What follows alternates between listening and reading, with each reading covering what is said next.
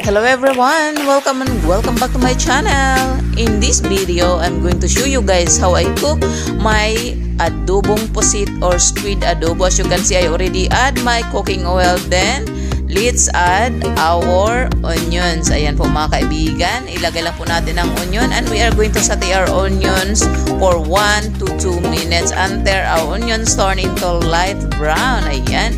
As you can see, naluhalo na po natin. After 2 minutes, let's add our garlic. I'm using minced garlic, but of course you can use fresh garlic. But since I don't have fresh garlic, I'm just using minced garlic. And we just need to saute this for 1 to 2 minutes until our garlic and onions turn into light brown. Ayan po mga kaibigan, after 2 minutes, as you can see, nag-caramelize na po ang ating onions at garlic. Let's add our squid or pusit. Ayan po. Nilagay na po natin ang ating squid or pusit and we just need to saute this for 2 to 3 minutes. Ayan. We just need to mix. At this point, I'm adding soy sauce mga kaibigan. Ayan. So, after adding soy sauce, we just need to mix again until all our ingredients combine. Then now, let's add our magic sarap, the Filipino seasoning, or you can use your own seasoning like Guya seasoning or any favorite seasoning that you want. Ayan. So, as you can see mga kaibigan, I continue mixing our pusit or squid. Ayan. Mix until all the ingredients combine. Ayan po mga kaibigan. Halo-haloin lang po natin itong mabuti. Mix lang po. At this point, I'm adding vinegar. I'm using seasoned spicy vinegar mga kaibigan. My homemade vinegar. Ayan po. So yung ating homemade vinegar, it has onions, garlic, ginger, and chili powder. Ayan po mga kaibigan, no? Then, let's add our ground black pepper or paminta. Sugar. Then, I'm adding a little bit of sugar. Ayan, you can use brown sugar or white sugar, no? As you can see mga kaibigan, I'm not adding water because our squid already has tons of water mga kaibigan, no? Once you wash your squid, already have a lot of water inside the squid, especially the baby squid. Ayan po. Then at this point po mga kaibigan, let's add our bell pepper. Ayan mga kaibigan, or green pepper at salt. Ayan. So this is optional mga kaibigan. Kung wala naman, you don't have to. Ayan. Then we need to mix again. Halo-halo lang po mga kaibigan until na mag-combine na po ang ating lahat ng mga ingredients. Kasali na po ang ating squid. Ayan, napakabango. Smells really good right now, guys. I can tell it is super duper yummy. And I eat this with steamed rice, jasmine rice mga kaibigan. Ayan. And we just need to simmer this for 5 minutes. Ayan. So, you can cover using any lid mga kaibigan, but I'm not covering right now because I need to monitor the liquid of our squid, no? Ayan. So, I just continue mixing our squid until all the sauce, no? Absorb to the squid. Ayan. Super duper yummy. Ayan po. So, I'm adding more of the magic sarap mga kaibigan, no?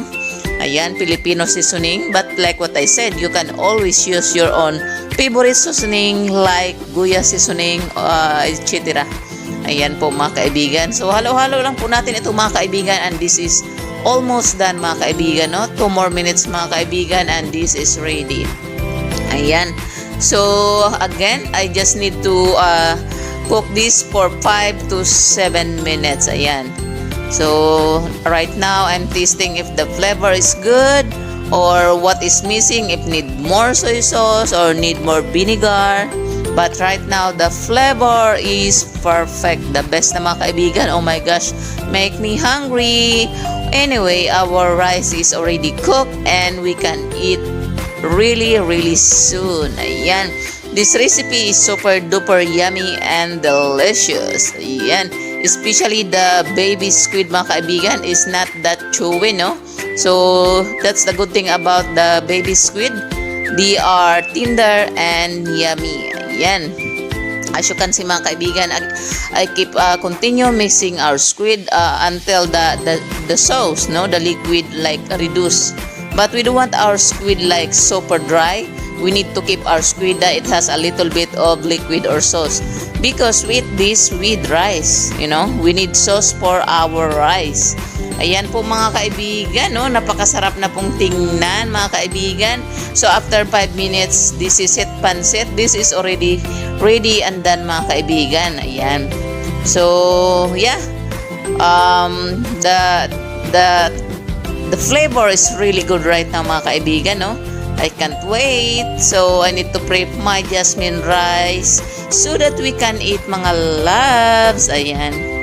So I cooked this recipe total of 7 minutes mga kaibigan because we sauteed our onions, garlic and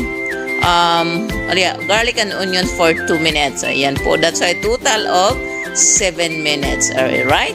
So at this point, this is ready and this is ready to serve mga kaibigan. Ito na nga, napakasarap. Oh, wow! Smells really good. And I am hungry right now mga kaibigan. And what are we waiting for? Let's eat. And we eat this with jasmine rice, steamed rice. Ayan. So, hope you guys enjoyed watching this video. If you did, give a thumbs up, share, comment, and please do subscribe to my YouTube channel if you haven't subscribed yet. Thank you for watching. See you on my next video, guys. God bless and stay safe everyone. Ayan po, bye-bye. Kainan na po mga kaibigan. Napakabango na po ng kusina, oh. See? Ayan, it's already bubbling and smells really good. Bye!